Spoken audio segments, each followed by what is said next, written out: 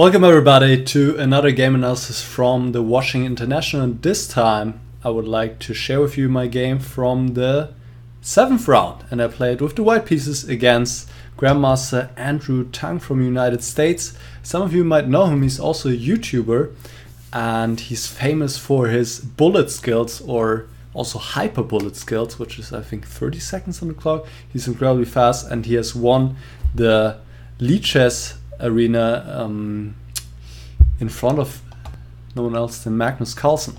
So you might check out his YouTube channel. I can put this in the description.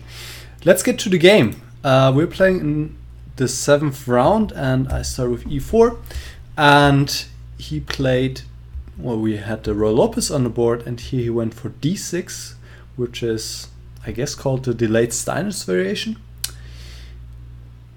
And I had prepared this a little bit, so I took on c6 because he had a game here before, and knight takes d4, c5. So this is a line here. Knight goes to a5, where it's kind of annoying because black cannot develop the bishop to b7, and also the knight is aiming at c6. Now queen a4, bishop d2, protecting the knight, bishop e7, rook e1. So this all has been seen before, and he played this pretty quickly.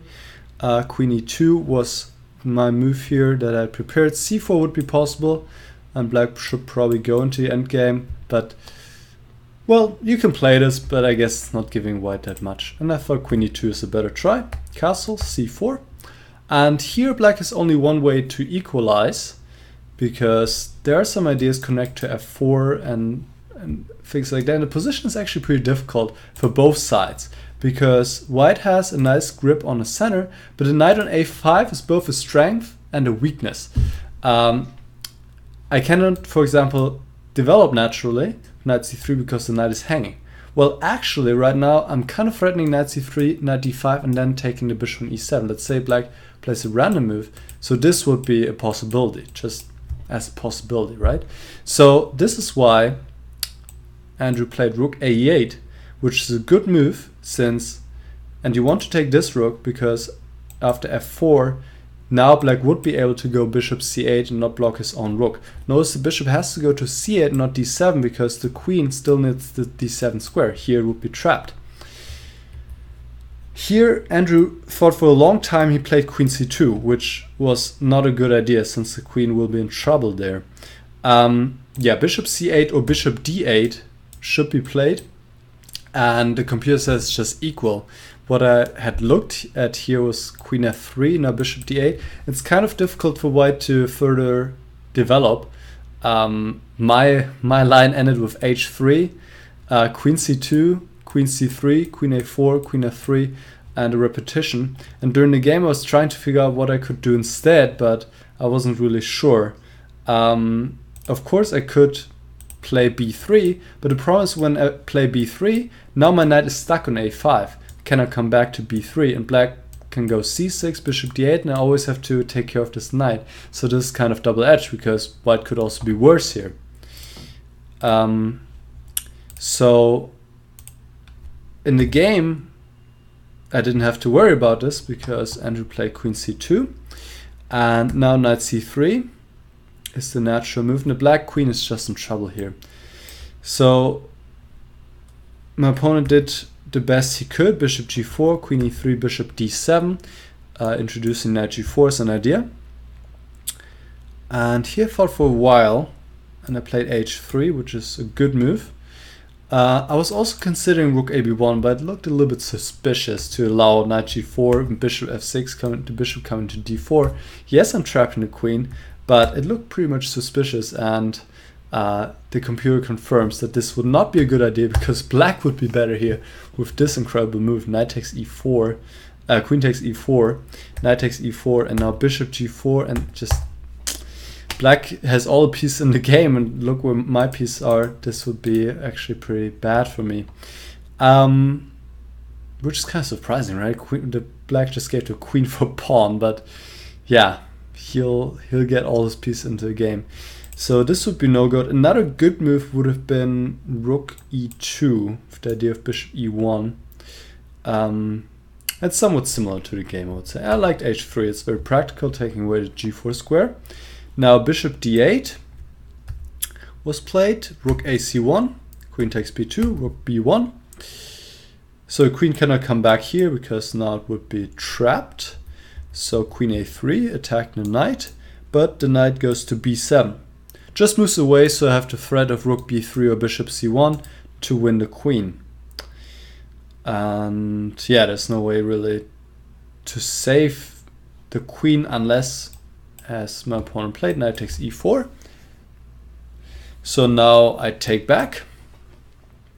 And here my opponent played queen takes a2. Queen takes e3 was strictly necessary, and to try to play this endgame, even though this should be winning for white. Black has 2 pawns, yes, but well, it should not be enough here. Of course, black can put up some resistance, but in the end, white should win. Queen takes a2, and here I very quickly played knight takes d8, which I wasn't too happy about when my opponent replied with bishop f5. A move I had seen, but not really calculated much. Still, knight takes d8 is correct. And I guess the reason why I played so fast was because I saw this beautiful idea. After rook takes d8, I can play knight f6 check. Cannot take because check, and bishop c3 is a killer. And after king h8, this is what I really like. Knight takes c7, and now rook b8 is very beautiful, I thought. Rook takes b8 and queen e8 check will be back rank checkmate. So I would have loved to finish the game in that way, but Andrew had none of that, and he played bishop f5, which is much better try.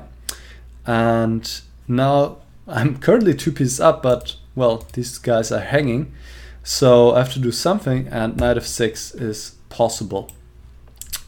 Takes, queen g3, so again king h8 runs into bishop c3, so bishop g6, and still bishop c3, so I'm actually giving back both my pieces for the attack. Rook takes d8, and actually I thought I could finish him off right here. This was my plan, to go queen h4, but fortunately I noticed in time that black can still defend with d5. And now would be not clear at all, because queen takes f6, d4, now black would be probably already better. And if I take with the bishop, threatening queen h6, that looks strong, right? But black still has rook d6. And also my rook is hanging on b1 as well. So this would be no good. I saw this and played bishop takes f6 instead. Rook d8 and now f5.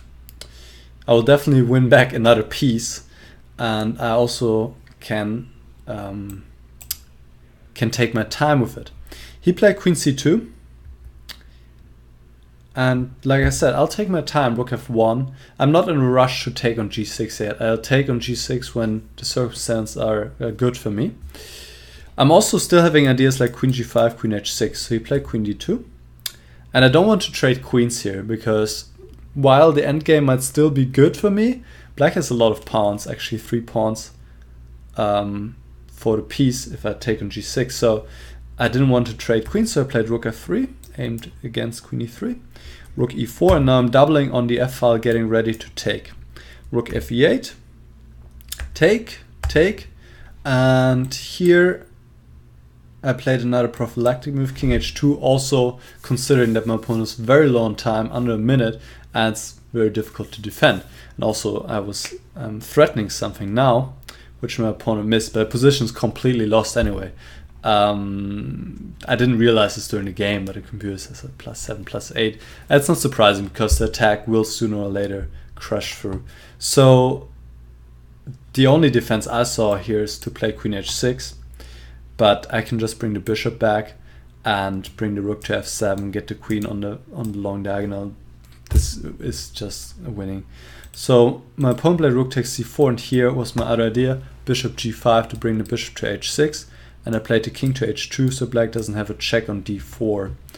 And here Andrew resigned, because yeah, I'll play bishop h6, threaten mate, and after queen e7 I can even play something like queen e1 or queen g5, and black will not be able to stop this anymore. So this will be a checkmate. Alright, so I have to say, this was probably one of my best games I've played. Pretty much always played the first or second choice by a computer. Well, we also have considered that we followed theory for 50 moves, but I just want to say that I'm very happy with how this game went and how I converted this when I got the advantage. So that was good. All right. Hope you guys enjoyed it, and let me know if you have any questions. Make sure to check out Andrew's channel if you're into bullet chess or really fast chess in general. Pretty cool to see, and I'll see you guys next time. Bye bye.